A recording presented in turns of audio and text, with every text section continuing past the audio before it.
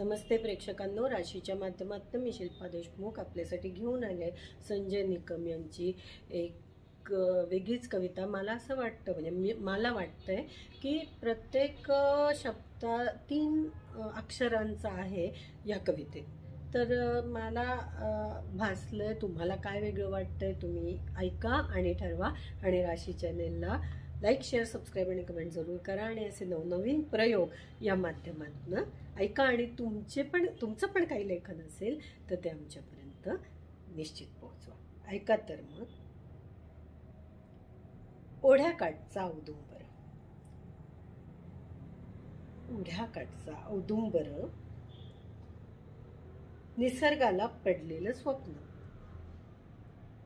सुगंधी चंदनाचं लेपण, काव्याला आलेला बहर, रात्रीने शिंपलेलं चांदण, रात्रीचे शिंपलेलं चांदण जणू आनंदाचं गाणं, उदासीन पिंगळ्याचा स्वर, उदासीन पिंगळ्याचा स्वर, द्विधा मनाची चरफर, दुःखांवर हळुवार फुंकर, दुःखावर हळुवार फुंकर, बालकवी हे अमर, बालकवी हे अमर। एक वेगळीच कविता।